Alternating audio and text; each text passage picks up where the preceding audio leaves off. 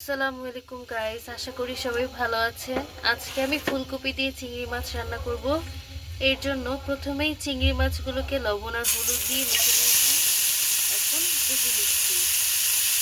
দেখতেই পাচ্ছেন গাইস, চিংড়ি মাছগুলো খুব ভালোভাবে লাল লাল করে ভাজা হয়ে গেছে।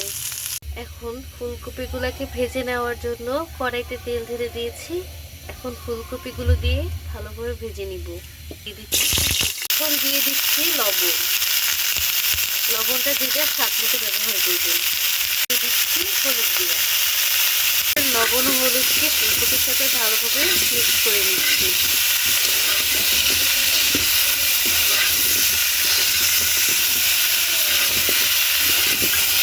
ফুলকপি এভাবে ভেজে ভেজে রান্না করলে ফুলকপির কাঁচা স্মেলটা থাকে না এবং খেতেও অনেক মজা হয়।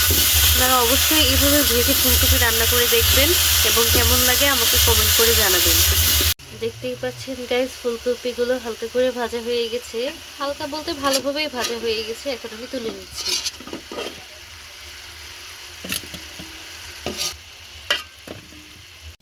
ফুলকপি ভেজে তুলে নিয়েছি। এখন মশলা কষানোর জন্য কড়াইতে দিয়ে দিচ্ছি তেল। ফোড়নে দিয়ে দিব জিরা, তেজপাতা, গরম মশলা, এলাচ।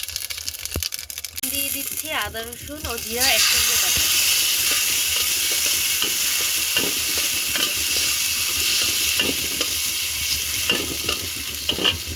করে দিচ্ছি পানি। এই পানিটা দেওয়ার কারণ হচ্ছে যাতে মশলা কষানোর সময় মশলাগুলো পুড়ে না যায়। এখন দিয়ে দিচ্ছি হলুদ গুঁড়ো।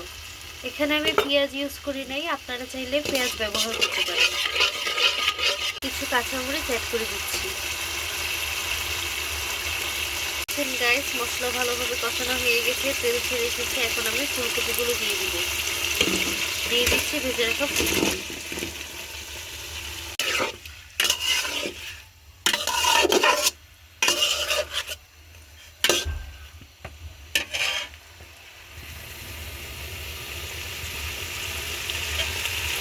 আমি তরকারিতে ঝোলের জন্য পরিমাণ মতো পানি দিয়ে দিচ্ছি।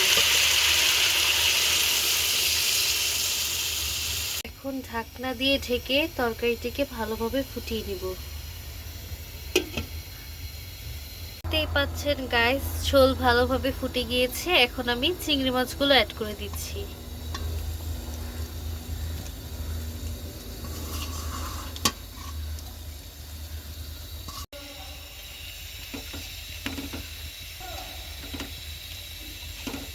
রান্নাটি শেষ হয়ে গিয়েছে। এখন ধনিয়া পাতা দিয়ে আমি রান্নাটি নামিয়ে নিচ্ছি।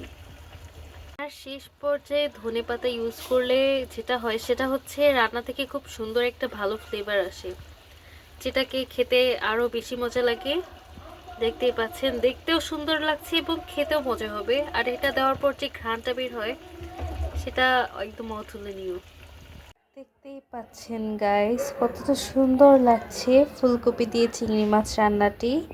খেতেও কিন্তু দারুণ হয়েছে। যদি আপনাদের কাছে ভিডিওটি ভালো লেগে থাকে তাহলে অবশ্যই আমার ভিডিওটিকে লাইক, আমার পেজটিকে ফলো এবং আমার চ্যানেলটিকে সাবস্ক্রাইব করে দিয়ে পাশেই থাকুন। ধন্যবাদ।